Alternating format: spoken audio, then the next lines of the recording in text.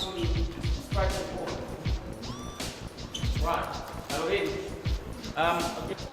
Okay. There we go. It's 9:30 on a Saturday, and it can only mean one thing. It's time for Game On, the only show that profiles minority sports in South Africa. I'm Xoli Zondo, and thank you so much for tuning in. Today, we're coming to you from the Parkview Squash Center. And of course, as you can see, we're talking everything that has to do with squash. There is a little bit of a similarity when it comes to squash and tennis, but the only difference is that players are not hitting over a net. They're actually hitting against the walls. It has to be played in a four-walled court, and you can play as singles, which is 2 players in a court, or even doubles, and that would be 4 players in a court. But in terms of what you can expect from today's episode, it is entertainment galore.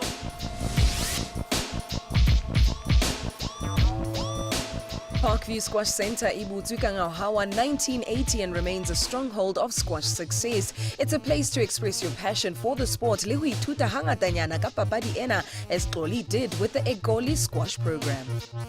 Now, on this quest to learn more about squash, and there is no better way to do it than to get someone who has been coaching for an entire 7 years. How phenomenal is that? I'm with Lawrence Kamini. Thank you so much. Let's talk about squash. I thought it was easy. I thought I was going to get into the court and slay, but it didn't quite happen. How technical is the sport? Well, it's easy. It's easy. You just strike the ball. You have to keep your eyes on the ball, and then you strike the ball. But it's not something that you can do one day. It takes time. No, that is true. All right, so I want you now to take us through the fitness program for a sport like this. Because you can't just, I guess, rock up here. There needs to be some level of fitness. I start with warm-up, then go to fitness training, whereby I work throughout the body, balance everything, and then we do a lot of short practice as we were doing, and then we play games just to incorporate what we've been doing in the game. Yes. We're not allowed to bounce. All right, so now that you're a coach, what are some of the qualities that you're looking for in someone that's going to come through and learn squash? Which kind of players are you drawn to the most? Most of these guys, they came here knowing nothing about squash. They thought like it's tennis, but it's different from tennis. So you learn from the beginning up until you progress actually from being a beginner to be intermediate player to be better player, and then you compete. Yes. Shots. And for me to now advance from beginner stage, because I really want to get away from the beginner stage to the next level, what are some of the techniques that I should have mastered in the beginner stage? Well, this is how you hold your racket. When you strike the ball from the backhand, you bend a little bit and then you strike. Usually it means you strike it somewhere here. And then for your forehand, stand like this, and then you strike. You need to bend a little bit the body so that you get the power, and the swing comes from lift up your racket. You can't just play like this, you need to go up and then strike the ball. Yes. And you're involved in a very fascinating program that actually helps people that are not really used to these sort of facilities. Tell us a little bit more about that. I've been working with kids for more than 7 years. We're working actually from the inner city. We've got a group in Alexandra. We've got kids in Soweto. We've seen a lot of players coming through. Number 1, under 16 is from Soweto. Number 1, under 19 in the province comes from Alexandra. So we've seen like a lot of talent coming through. But what are you finding is the difference or the discrepancy when it comes to facilities, when it comes to the economy surrounding the sport in terms of the access? What can we as a country be doing differently? Well, we need more courts everywhere. Yeah. We need them to be accessible for everyone. So, like what we do, we choose kids near the center where they can walk to the facilities rather than using transport to the facilities. facilities. That's the challenge that we have.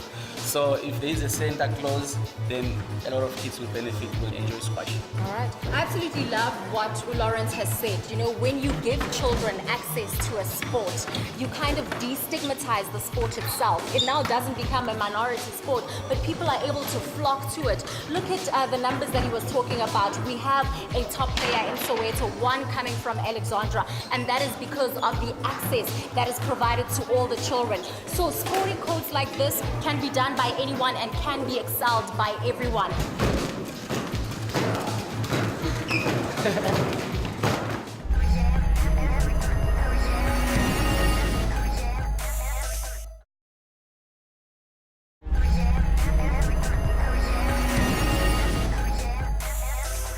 Talking about some of our players that are doing well in Soweto, we covered this year's 2016 Old Mutual Soweto Marathon. It was so amazing, and Game On was on the scene. The Old Mutual Soweto Marathon iqalile yabe yafelela at the iconic FNB Stadium for the very first time in its history.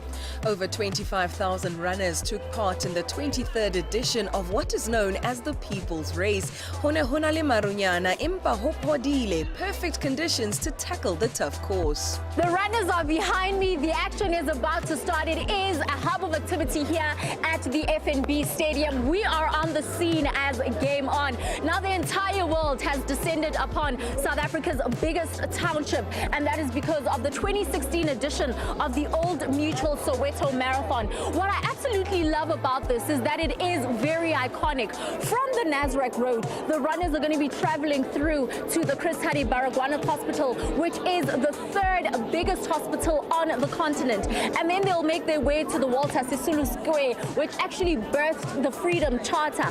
After that, it is the Regina Mundi that is actually instrumental in forging and fighting the apartheid struggle. And who could forget Vilakazi Street, where those two Nobel Peace Prize winners are actually situated. Their homes are there. So everyone is getting ready. People around me are getting excited. The atmosphere is electric because the Soweto Marathon is about to take place.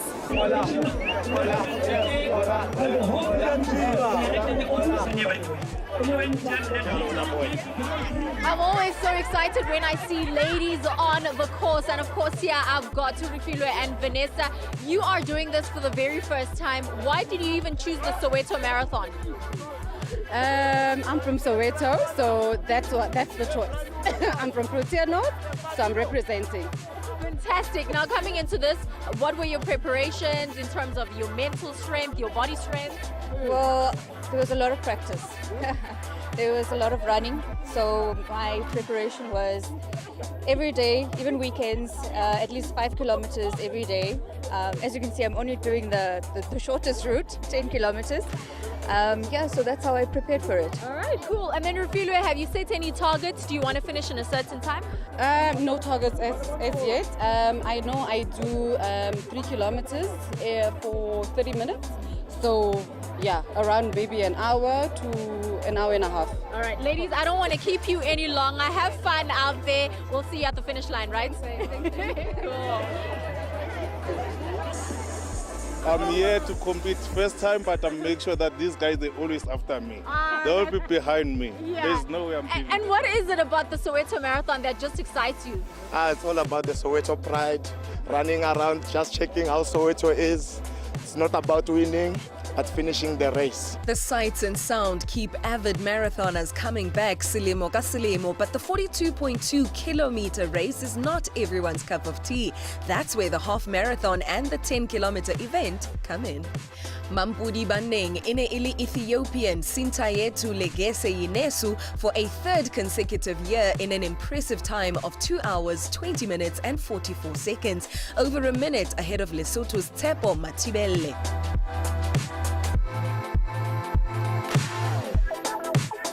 Yvette Fensel ended third, mitsotso e mene morao ha mampudi wa basadi who was also from Ethiopia, Salem Abere Alebachwe. I know everyone is envious of Usaulani because he's at the finish line. He's finished the 10Ks. You must be elated. I'm ecstatic. This is my first time running the Soweto Marathon. Yeah, I think I did pretty well. 1 hour, 30 minutes is not that bad for the first time. Yeah. Yeah. No, and I'm looking at you, you are sweating. Yeah, I'm sweating. Yeah, it was tough, man.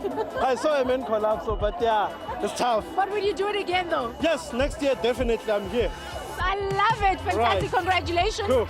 Can I wear your medal maybe? Yeah, you can. No, Ntlanhla, you did it. 100%. Next year I'm doing 21 Ks. That's how exciting it is.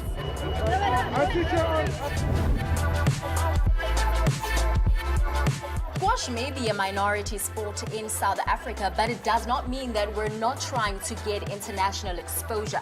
The reason why I say that is that in 1993, Johannesburg held the World Masters Championship.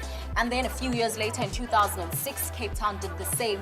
And just a few weeks ago, this very venue, the Parkview Squash Center, actually held the 2016 edition of those championships. So we are really trying to get out there. But now looking at the top nation in the world, which is Egypt, the thing that they're doing differently is that they're giving their athletes international exposure. When you're able to do that, you're able to expose your athletes to the competition that is out there, and meaning that you're investing more in your national athletes. So that is exactly what we need to do as South Africa to make sure that we are getting back on par when it comes to squash. But I do know that Ushampunaiza has been learning a few things when it comes to archery, and it truly is quite a very interesting minority sport. Ushampunaiza, uphetheni.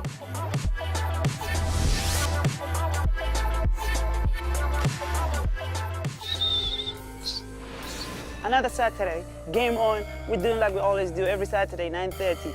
We're doing adventures. I'm at the adventure center. We're adventurers.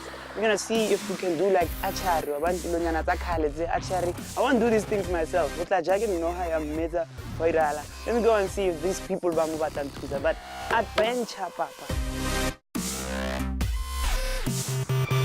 Sure, boss. Hey, take tips. Sure. Lina lo ke boza. Ke boza ngamla. La need like pata ure vu ire boza. I bona boza ke mina bana bona ke le onele zoli bandla le. The man of the community of property. So muke archery like bow and arrow. Yeah, bow and arrow. Then okay. No. Then I will tell you what. I read that so every Saturday people what was on TV. Sure, bro. I don't know. But then I got archery today, okay? Okay, but our tips are more archery. This is the archery shooting range. More archery in this type of the type of bow we use. It's a recurve bow. Yeah. On our recurve bow, why they call it a recurve bow? Because of these two curves. And our recurve bow, this part is the upper limb. This one is the lower limb. The center part you see, we call it a riser. Riser. Yes. On our riser, where I'm holding it, we call it a grapper. And this window, this part we call it the window side. The black thing you see here, we call it the arrow rest. Arrow rest. And the steering sarona got copper knock. Okay. And our arrow is made out of carbon fiber. Our arrow got 3 flashes. 2 are the same color, 1 is the odd color. When you load, you make sure the odd color face outside. And you clip your arrow under the copper knock like this. Yeah. Your bow is loaded and ready to shoot. So standing position, you open your feet to the sides of your shoulders. Okay. I got the archery, I contact the back muscles. So you give me a 3-finger space down. Okay. The elbow must be up. Your thumb must be up also. You pull the copper knock close to your eye. You must see the whole arrow and the tip and the target that you are shooting. Once you are ready, you release. Oh, easy. No, let's get this thing going. People back high, if you are busy there, when you busy got GTI, you busy got losing snacks, level. Not a shapadi, what curve bow here. I'm allowed to touch this thing. Sure. Rub again. If you've never seen this before, you are seeing it now. Here on Game On, we show you things born in real life. Shaka Zulu would be proud of you. 90 degrees, elbow out. So it's about good to pull it more.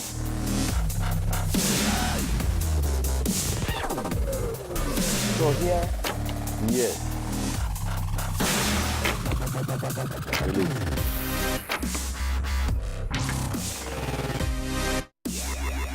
Just aim from quarter to and 10 to. Oh. But you need to aim here so that when you shoot, it goes in. Oh, because people. Yeah, people, yeah. Oh. Yeah. So more than didn't take out. Why pull and balancer and then you pull. Oh, king it. Ki raba ngamla. Yeah.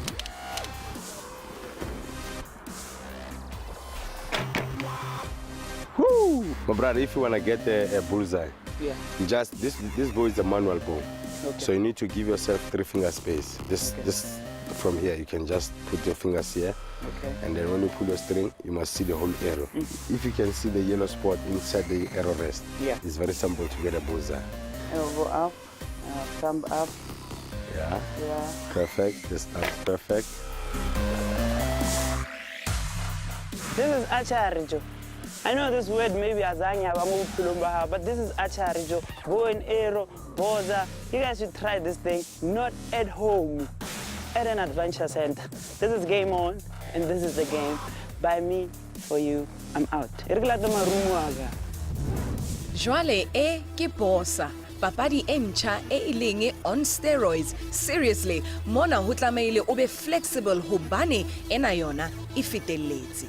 Yo, I know. Babuhi ko hai, e ba le rona mo ho social media o re jwetse hore mafellong a mona ho tlile ho etsahala eng. Re ho sport at SABC o ka sebedisa #GameOn.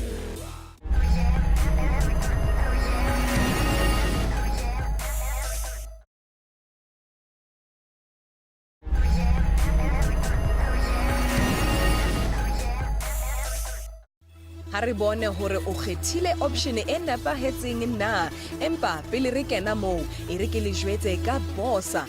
Bosa ke motswako wa di-aerobics, kgwele ya dinao le volleyball. Ke a tseba hore o ne o nahana hore ke volleyball fela, empa that's only a fraction of the new sporting code. Mona ho Game On re le bontsha ntho tse dintjha tse tswelang pele. Je ka ha o bona ha ke ne ke hlalosa hore volleyball ke karolo e nyenyane ya papadi ena. Ona fela, ba bang ba tlola kaka ebile ba bang ba raha ka maoto. Le nna o ka re ke batla ho bona hore nka fumana kae papadi ena, o ka re ke batla ho bapala. Lahlela mahlo. Some people have compared it to golf because it's played on the greens. Some have said there is a simulation when it comes to marbles because there is a target in place. And other people have said, well, it's a sport that is stereotypically played by elderly people. Which sport am I talking about? Well, it's none other than lawn bowls.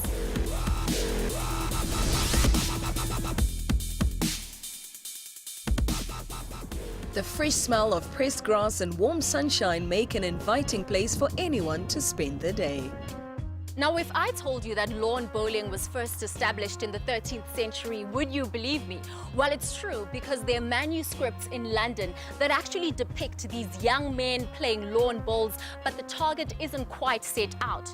And then fast forward to 2 centuries later, the sport was actually banned. And that's because there were fears that it would jeopardize archery and importantly, jeopardize the battle itself.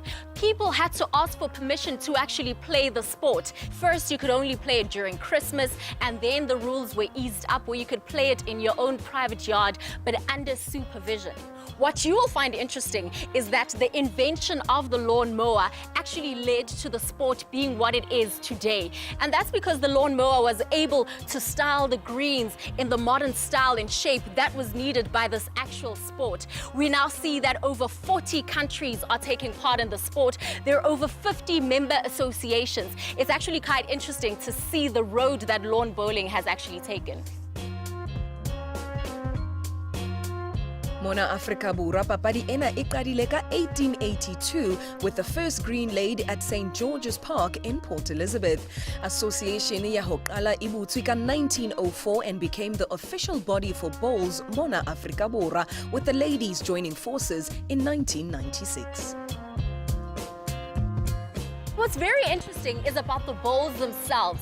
They're actually made out of hard plastic. Now, originally, they were made in a weight bias kind of situation, whereas the weight would dictate the direction of the bowls. But that has had to be changed, and now they're dictated to by the diameter of the bowl, which can be from 11 centimeters to 13. What that actually does is that it allows the bowlers themselves to dictate the direction of the game, giving them the power to decide if they're going to win or lose.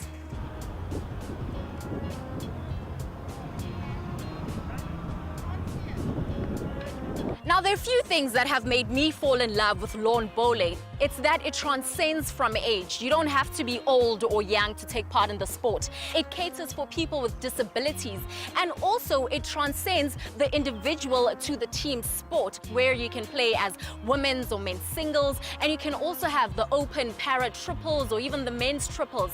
That is something that's very unique within the sporting arena.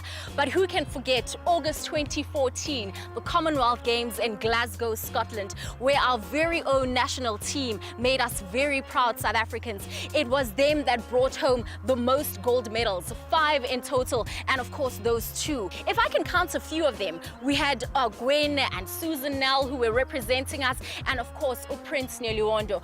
Those are the lawn bowlers that still inspire us to this day to take part in this minority sport.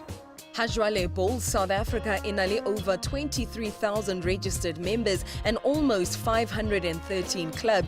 That is part of the reason we cleaned up at the last Commonwealth Games in Scotland. Ho dimedale tse 13 tse hlotsweng ke Team South Africa, tse 5 di ne di le tsa lawn bowling.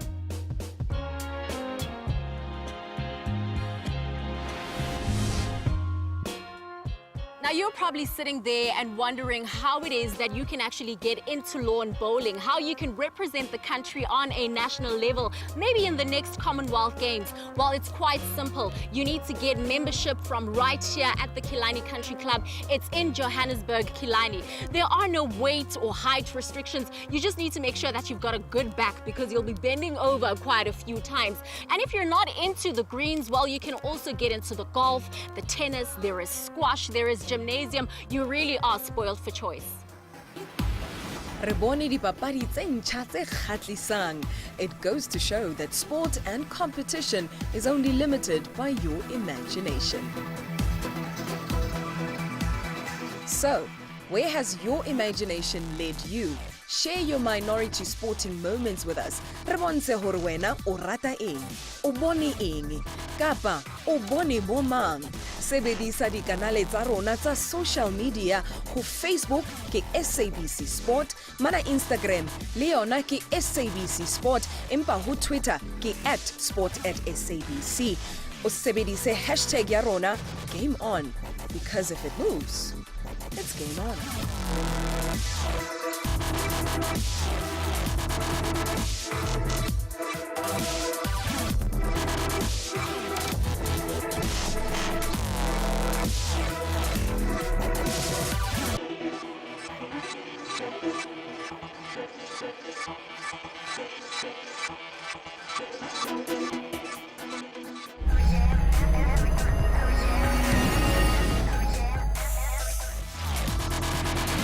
For those who love minority sports, check this calendar out. And don't forget, the Nelson Mandela Marathon is brought to you by the Umgungundlovu District Municipality in partnership with the KwaZulu-Natal Government and the Nelson Mandela Foundation. From squash, and no, we aren't talking the 7 colors vibes. We also took on some bowls on the grass and ran a few kilometers before Shampunaiza showed us his archery skills.